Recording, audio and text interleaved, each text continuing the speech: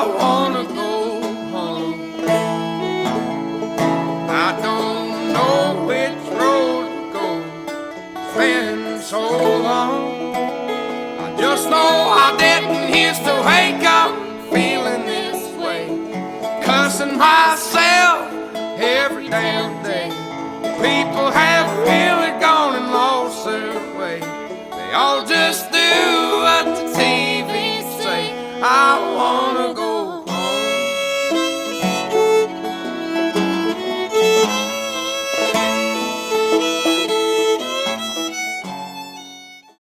Hi everybody, thanks for tuning into the channel. I'm going to talk a little bit about Oliver Anthony. I am a huge fan. He has taken the world by storm here in the last little bit here on YouTube and on iTunes, and I'm super glad to see that. He represents something which I find just totally amazing. A breakthrough artist without a record company who has touched the hearts of people all over the planet, and it's a pretty neat thing. And the recording I'm playing along with there is a reaction video by a girl named Ayla Schofield, and she's a fiddle player and does backup vocals as a reaction to one of his songs. And so I'm playing banjo guitar along with her reaction video, make a little mini group there with that. I just wanted to talk a little about just the phenomenon and what he represents, and talk about a memory that I remember from way, way, way back in the day that this kind of reminds me of. I have this philosophy. It comes kind of from the guitarist of King Crimson, Robert Fripp. And he says that basically a musician's job is to prepare yourself in such a way that when the moment comes that music needs to speak through somebody, that you can be the vessel that that music can speak through. And the musicians practice. You can practice for hours and hours and hours a day and train your whole life, and you may have this one precious moment where it comes down and it touches you and it speaks through you in such a way, and it's like the voice of God coming through you. And that's kind of what I'm hearing with Oliver Anthony. Now, how he came about, it's a pretty amazing story, and I'm not going to tell this whole story if there's people doing that. But what I was super impressed with is the fact that he turned down like $8 million as a record contract. And it's probably wise that he did so, because when you accept money from a record company like that, they own you. They own your music. They own your copyrights. They own everything about you, and they take control. And you're going to do what they want. And those businesses, they're pretty corrupt, and they turn being a musician into being like an indentured servant. Now, his music has spoken to millions of people across the world. He had like 4 songs in the top 10 on iTunes like a week before last, and he had like in the top 20, he had like 10 songs in the top 20 on iTunes. So it's an amazing feat, and for somebody who is just speaking from the heart, that's a pretty cool thing. And what it reminds me of is a story from way back about 1979 or 1980. It's one of those moments when God speaks through music. And what happened is there was a coffee house, not really a coffee house, it was a music store / kind of folk hangout in Norfolk, Virginia, across from Old Dominion University on Hampton Boulevard many years ago. It was called Ramblin' Conrad's Music Emporium. It was a music store. They did instrument repairs. They had sheet music. They had records. It was all focused on the folk and acoustic market, and they were around for a whole long time, and then it just went out of business, I guess, way back in the early 2000s, I guess. And that was a place where I kind of got my start playing with playing like open mics, and they brought in national level folk artists from time to time to play, and they had a small little stage. Sometimes you could get a small band in there, or a duet, or a solo artist. And once they got to know you in the open houses, sometimes they'd ask you to open for somebody. And I had the good fortune to open up for Lorraine DeWeezy. She was the lead singer of Trapezoid one time, and then another time I got to open for Roy Bookbinder, a master ragtime guitarist. Another time for a guy named Pete Cairo. And so it was kind of really just a real fun place to play. That's where I began my first bit of my career as a performer. And anyway, there was, but they'd have these on nights where they didn't have somebody in there. They had and they'd have an open mic, and you'd sign up for a slot like during the week, and they'd give you like a 15 or 20 minute set depending on how many people they were playing. And you'd have a great night. They'd have 2 or 3 people play a set, then they'd go next door. There was a bar next door. If people would go hang out in the bar, and get a drink or something and have a beer or something. They would come back into the music store and then finish up the last half of the set. So it was always a kind of a fun time.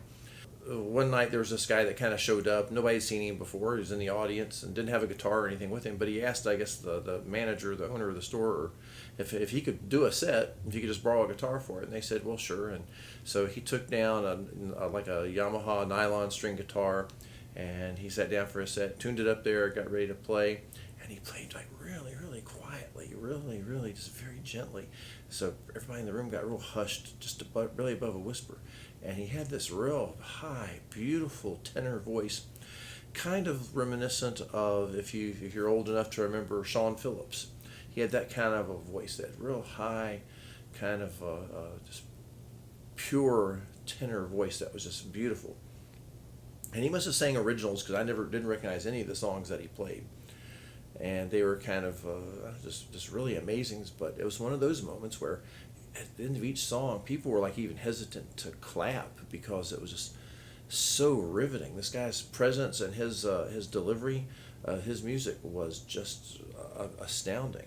And after he played 3 or 4 songs, then he put the guitar back, and then the night was pretty much over at that point. And then he left, and nobody ever saw or heard from him again. And it was a musical moment. Everybody remembered, who was that guy? You know, nobody had ever seen him before. Nobody saw him after that. He was just passing through, or don't know what the deal was. But he had this moment where basically, like I said, music chose him at that moment to speak to a small group of people and move them in a marvelous way. Well, what you're seeing happening with Oliver Anthony is the same thing.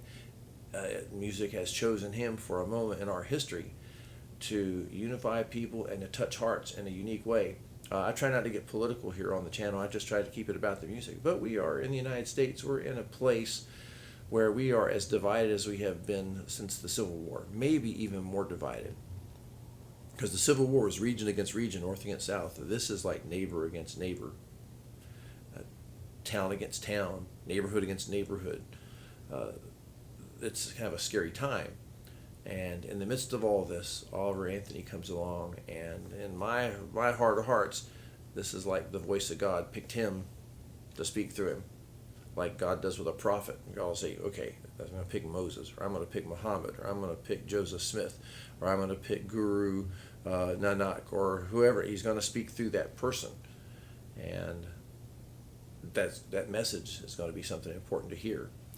And it's like, to me, he's playing that role in a musical way, that he's touched upon a sentiment for the working class people that are filled with frustration, and he's voicing that frustration, and he's touching hearts, and it's going around the world. It's not just people here in America, but it's people everywhere that are responding to that, and it's an amazing thing to see. So anyway, I played along with this his little bit of his song there. I hope that doesn't detract from it. A beautiful song.